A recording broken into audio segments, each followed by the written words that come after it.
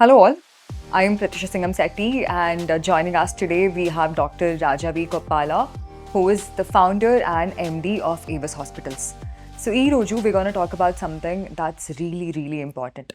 Chala mandi silent ga suffer అయ్యే ఒక disease that's varicose veins. చాలా మందికి ఇప్పుడు కొంచెంగా నాలెడ్జ్ వస్తుంది. But a lot of people do not know దాని సిమ్టమ్స్ ఏంటి? అండ్ దాని ట్రీట్మెంట్స్ ఎలా ఉంటుంది? ప్రొసీజర్స్ ఎలా ఉంటాయి? అండ్ ప్రెగ్నెన్సీ వుమెన్‌లో ఎలా ట్రీట్ చేయాలి? ఇలాంటి ప్రతి ఒక్క దాని గురించి we spoke in detail. So, if you want to know more about varicose veins and మీ ఫ్యామిలీలో ఆర్ మీ ఫ్రెండ్స్‌లో ఎవరికైనా వెరికోస్ వీన్స్ ఉంటే please do share this podcast so that they will know a lot about varicose veins. Today we have the best doctor who treats varicose veins. He's awarded by the Times Group as the best doctor, and this hospital, Avis Hospital, is also awarded as the best hospital to treat varicose veins. So ఇంతకంటే best person varicose veins గురించి మాట్లాడలేరు. అలాంటి ఒక person ఈరోజు మన పాడ్కాస్ట్‌లో ఉన్నారు. So let's welcome doctor Rajavi Gopala garu. Hello doctor.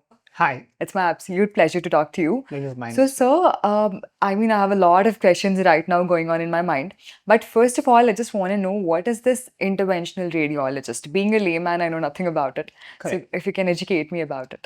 Yeah, so this is a very good question. So basically, we have what's called as radiology. Now, radiology, we have different types of images. So, for example, we have X-rays, we have ultrasound, we have CT scan, we have MRI, we have all kinds of angiography. So we have all kinds of procedures by which we can identify the problem. You can do an ultrasound to look for kidney stones, for example.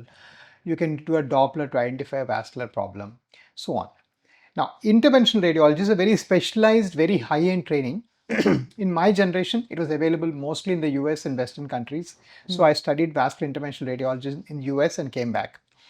So basically what we do as interventional radiologists is use these images to guide some treatments. So we don't diagnose the problem. We can diagnose the problem. That is a little lower end. At the higher end, what we do is we use the images to solve the problem. For example, if somebody has a liver tumor, nowadays interventional radiologists can put a little probe like a metal rod into this and burn the liver tumor. So that's called interventional radiology, for example.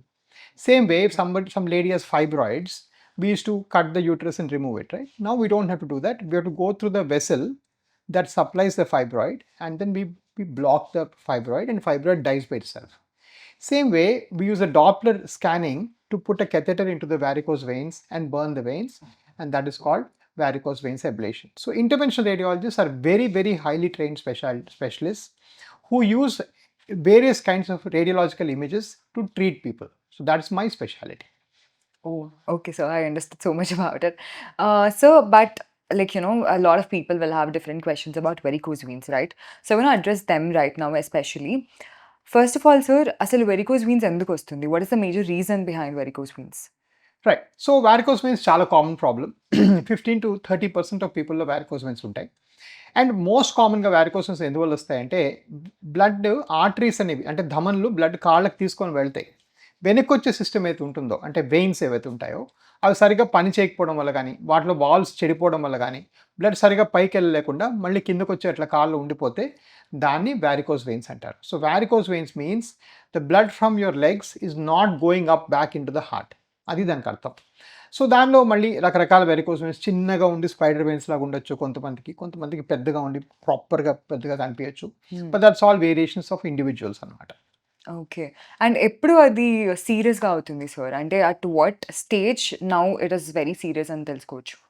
So varicose veins ఎప్పుడు serious అవుతుందంటే బేసిక్గా దాన్ని బాగా neglect చేయడం వల్ల కొంతమందిలో కాళ్ళు నల్లబట్టము, కాళ్ళు బాగా ఉబ్బిపోవడము, కాళ్ళు స్వెల్లింగ్ రావడము, కాళ్ళు చిన్న దెబ్బ తగిలితే మానకపోవడము, కాళ్ళు విపరీతమైన నొప్పి రావడము, కాళ్ళు సాయంకాలం ఒక అరగంట 2 గంటలు నిలబడితే సాయంకాలం ఎవరైనా కాళ్ళు పడితే బెటర్ అనిపించడము, కాళ్ళు అధికంగా దురదలు అనిపించడము, కాళ్ళలో తరచూ ఇన్ఫెక్షన్స్ అంటే సెల్యులైటిస్ రావటం, లేదా కాళ్ళ దెబ్బలు అంటే కాళ్ళ పుండ్లు పట్టడం, ఇవన్నీ కూడా వారికోస్ వెయిన్స్ లక్షణాలే. ఇన్ఫ్యాక్ట్ వారికోస్ అల్సర్స్ లేదా vascular ulcers are more common than diabetic ulcers. యాక్చువల్గా కాళ్ళ పుళ్ళు షుగర్ కన్నా రక్తనాళాల సప్లై లోపం వల్ల ఎక్కువగా వస్తాయి. సో ఇవన్నీ కూడా ఏంటంటే చాలా కామన్గా ఉండే సిమ్టమ్స్. వీటన్నిటికీ అప్రమత్తంగా ఉండాలి. దీనికి సరైన వాస్కులర్ స్పెషలిస్ట్ని కలవడం చాలా అవసరం. Okay. So, just in case ఒకవేళ వాళ్ళు డైరెక్ట్‌గా డాక్టర్ దగ్గరికి వెళ్ళలేదనుకోండి. If they neglecting it for so long. So, అలాంటప్పుడు what can be the worst case scenario? Right. So, ఈ వారికోస్ వెయిన్స్ నెగ్లెక్ట్ చేస్తే రకరకాల పరిణామాలకు గురవుతారు. ఒకటేంటంటే ఈ బ్లడ్ సరిగ్గా ఫ్లో అవ్వక కాళ్ళలో క్లాట్ అవ్వచ్చు. దాన్ని క్లాట్స్ అంటారు. కొన్నేమో స్కిన్ కింద ఉండే వెయిన్స్‌లో క్లాట్ అయితే సూపర్ఫిషియల్ క్లాట్స్ అంటాము. లోపల గాని క్లాట్ అయితే దాన్ని డీప్ వెనస్ క్లాట్స్ అంటాం. అదే విధంగా ఆహ్, వారికోస్ వెయిన్స్ వల్ల కొంతమంది కాళ్ళు పుళ్ళు పడతాయి. కాళ్ళు అల్సర్స్ వస్తే చిన్న అల్సర్ వస్తే అది ఈజీగా క్యూర్ అయిపోతుందే గానీ, పెద్ద అల్సర్స్ వస్తే అది గ్యాంగ్రీన్‌గా మారి కాలిపోయే అవకాశం కూడా ఉంటుంది. And last but not the least ఏంటంటే కాళ్ళు తరచు ఇన్ఫెక్షన్స్ రావడం, ప్రాణాంతకమైన ఇన్ఫెక్షన్స్ కూడా వచ్చే అవకాశం ఉంటుంది. సో, మెయిన్‌గా మనకొచ్చే complications clots, infections and ulcers అంటే కాళ్ళ పుళ్ళు పట్టడం. కొంతమందికి రేర్‌గా ఈ వెయిన్ బర్స్ట్ అయిపోయి రక్తం కూడా కారే అవకాశం ఉంటుంది. సో, ఇవన్నీ కాంప్లికేషన్స్ వీటి గురించి భయపడటం కాదు. బట్ ఓవరాల్‌గా ఏంటంటే ఇవన్నీ వచ్చాయి అంటే మీరు కనీసం 8, 10 ఏళ్ళు ఈ విషయాన్ని నెగ్లెక్ట్ చేశారని అర్థం. సో, దాని మీద తొందరగా యాక్షన్ తీసుకోవడం better. Okay doctor. And also చాలామంది ఇన్ ది ఇనీషియల్ స్టేజెస్ డిస్కలరేషన్‌ని they will not know that it's varicose veins. So, when will someone know that it is varicose veins? Right. So, బేసిక్‌గా ఒక particular indication మీరేం ఆలోచించాలంటే, మోకాలు కింద భాగం మాత్రమే నల్లబడుతుంది అంటే, చాలామంది ఇది ఇంకా చర్మ సమస్య, లేకపోతే మోకాలు కింద భాగంలో పుండ్లు పడినాయి అంటే, అది చర్మ సమస్య అనుకోని ఫ్రీక్వెంట్‌గా డాక్టర్స్‌కి వెళ్ళటము, అదే స్కిన్ ట్రీట్మెంట్స్ తీసుకోవడం చేస్తారు. అది పొరపాటండి. దానివల్ల ఏంటవుతుందంటే, ఆ స్కిన్ ట్రీట్మెంట్ వల్ల ఇంకా ప్రాబ్లమ్ పెరిగే అవకాశం ఉంటది. సో, ఈ వెరికోస్ వెయిన్స్ వచ్చాయని మనకి మెయిన్ ఇండికేషన్ ఏంటంటే, మోకాలు కింద భాగం బ్లాక్ అవ్వటం. అదైతే మాత్రం డెఫినిట్‌గా మీరు వాస్కులర్ డాక్టర్‌ని కలిసి, మీకు వెరికోస్ వెయిన్స్ ఉన్నాయా? లేదా? అని మీకు స్టాండింగ్ పొజిషన్‌లో డాప్లర్ చేసుకొని కన్ఫర్మ్ చేసుకోవడం చాలా అవసరం. సో, ఇప్పుడు వెరికోస్ వెయిన్స్‌కి మీరు నాన్ సర్జికల్ ప్రొసీజర్స్ చేస్తున్నారా? Since you are talking about the interventional radiologist as your interventional radiologist. ఇప్పుడు మీరు నాన్ సర్జికల్ ప్రొసీజర్స్ ద్వారా అప్రోచ్ ఉంటుందా? And how is it possible? Correct. So, ఇక్కడ 3 వర్డ్స్ ఇంపార్టెంట్ అండి. Procedure. So, hmm. What I'm doing is a procedure. The word operation కూడా మనం use చేయొచ్చు. Operation అంటే ఏంటంటే, by going through the skin rectification or repair of any organ is హ్మ్. Called operation. So, మనము needle పెట్టి లోపల చేస్తాం కాబట్టి దీన్ని ఆపరేషన్ కూడా మనం సంబోధించొచ్చు. హ్మ్. దీన్ని మేము సర్జరీ అని అనము. సో, దీన్ని నాన్ సర్జికల్ టెక్నిక్స్ అంటామనమాట. యూజువల్‌గా సర్జరీ అనే పదం మేము వాడము. అప్పుడప్పుడు పేషెంట్స్ ఏంటంటే వాళ్ళకి తెలియక కొన్నిసార్లు మీరు యాహ్! నిన్న సర్జరీ చేశారు డాక్టర్ గారు అని ఫోన్‌లో అంటుంటారు. But that's different. We call ourselves proceduralist or operators అనమాట. సో, ప్రొసీజరల్ ఆపరేషన్స్‌లో ఏంటంటే మేము చిన్నగా సూది పెట్టి లోపల ఇవన్నీ చేస్తాం కాబట్టి మీకు ఎక్కడ కట్స్ ఉండవు, స్టిచెస్ ఉండవు. కట్స్, స్టిచెస్ ఉండవు కాబట్టి మీకు ఎటువంటి మత్తు ఇవ్వాల్సిన అవసరం లేదు. ఇచ్చినా కూడా చాలా మైల్డ్‌గా ఇస్తాం. అండ్ నెక్స్ట్ నుంచి పనులన్నీ యథావిధిగా చేసుకోవచ్చు. Okay doctor. And I also heard that Doppler test అనేది ఇక్కడ ఫ్రీగా చేస్తున్నారని చెప్పి. Can you please explain about it? Right. So, మా దగ్గర ఏం చేస్తామంటే ఎబిస్ వాస్కులర్ మా వాస్కులర్ సెంటర్స్ అన్నిట్లో ఏంటంటే మేము యాక్యురేట్‌గా డయాగ్నోస్ చేయడానికి అందరికీ ఎలాగో మా ఓన్ డాప్లర్ రిపీట్ చేసుకుంటాం. హ్మ్. సో, దానికి మళ్ళీ వేరేగా ఫీస్ చార్జ్ చేసి, వేరేగా బయటికి పంపడం ఇవన్నీ ఉండదు. సో, మా దగ్గర ఏంటంటే ఈ డాప్లర్ ఎప్పటినుంచో ఇప్పుడే కాదు ఆల్మోస్ట్ మేము ఉద్భవించిన టైం నుంచి 10 years beyond we have been doing this dopplers free more than 70,000-80,000 patients మేము స్కాన్ చేసి వెరికోస్ ఉన్నాయా లేదా అని డయాగ్నోస్ చేయడం జరిగింది. So, it's very common. But మీరు వెస్ట్‌లో ఫారిన్ కంట్రీస్ అన్నిట్లో కూడాను ఏ డాక్టర్ అయితే మీకు వారికోస్ వెయిన్స్ చేస్తారో హ్మ్. వాళ్ళే మీకు కలర్ డాప్లర్ చేయడం జరుగుతుంది. ఇప్పుడు మీరు ఫర్ ఎగ్జాంపుల్ హైదరాబాద్‌లో కూడా హై క్వాలిటీ హాస్పిటల్స్ వేరే వాటికెళ్తే అందులో కూడా మీ కలర్ డాప్లర్ ఏ డాక్టర్ అయితే ఆపరేట్ చేస్తారో వాళ్ళే చేస్తారు. యూజువల్‌గా బాగా అవగాహన లేకపోతేనే బయటికి పంపించి స్కాన్‌లు గిన్ని చేపిస్తారు. హ్మ్. అండ్ డాక్టర్ టెస్ట్ గురించి మాట్లాడుతున్నాం కాబట్టి వెరికోస్ వెయిన్స్‌లో I have seen different ranges of test అంటే లైక్ 40,000 నుంచి 1,00,000, 2,00,000 ఆర్ డిఫరెంట్ ప్రైజెస్‌లో ఈ ట్రీట్మెంట్స్ అనేవి ఉంటున్నాయి. ఎందుకు ట్రీట్మెంట్ ప్రైజెస్‌లో ఇంత వేరియేషన్స్ ఉంటున్నాయి? And what could be the possible reason?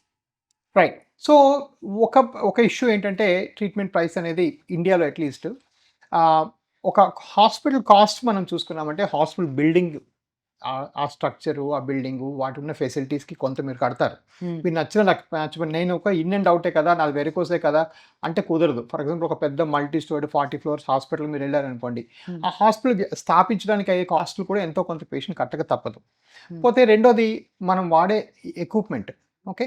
Equipment అనేది ఏంటంటే బెస్ట్ క్వాలిటీ ఎక్విప్‌మెంటే వాడాలి. సో, ప్రాబ్లమ్ ఏమవుతుందంటే ఫర్ ఎగ్జాంపుల్ మా ఎవిస్‌లో మా కాస్ట్ ఒక మేజర్ కార్పొరేట్ కన్నా చాలా తక్కువ. కానీ ఒక చిన్న నర్సింగ్ హోమ్ కన్నా కొంచెం ఎక్కువ. ఎందుకంటే మా మెయిన్ కాస్ట్ ఏంటంటే మాకు బిల్డింగ్ కాస్ట్ అంతా ఎక్కువ కాదు. బట్ మా మెయిన్ కాస్ట్ ఏంటంటే మేము వాడేది ఓన్లీ మెడ్ట్రానిక్ MEDRTRO అనేది మెడ్ట్రానిక్ అనే కంపెనీ ఆబ్జెక్ట్సే వాడతాం. ఇలాంటి కంపెనీవి ప్రొడక్ట్స్ వాడితే ఏమవుతుందంటే అదొక యూఎస్ బేస్డ్ కంపెనీ. దానికి డాలర్ ప్రైసింగ్ ఉంటుంది. మన డాలర్ పతనం రూపీ బాగా పతనం అవుతుంది. కాబట్టి ఆ ప్రైసింగ్ అనేది వాళ్ళు మార్చరు. కాబట్టి డెఫినిట్‌గా మేము కొంచెం ఎక్స్పెన్సివ్గానే ఉంటాం, but not as much as any corporate hospital. కాకపోతే ఈ మెట్రానిక్ ప్రోడక్ట్ వాడడం వల్ల ఏంటంటే నా రిజల్ట్స్, అవుట్కమ్స్ పర్ఫెక్ట్గా ఉంటాయి. అంటే ఇన్ ద సెన్స్ నా పేషెంట్స్కి నేను అనుకున్న రిజల్ట్ ఇవ్వగలుగుతాను. మీకు కొన్నిసార్లు కొంతమంది డాక్టర్స్ చైనీస్ ప్రోడక్ట్స్ వాడుతున్నారు ఈ మధ్యన. ఈ చైనీస్ ప్రోడక్ట్స్ వాడితే ఏంటంటే రిజల్ట్, అవుట్కమ్ వాళ్ళ చేతిలో కూడా ఉండదు. ఎందుకంటే ప్రోడక్ట్ సరిగ్గా పనిచేసిందా లోపల లేదా అనే విషయం వాళ్ళకి తెలీదు, మీకు తెలిసే అవకాశం లేదు.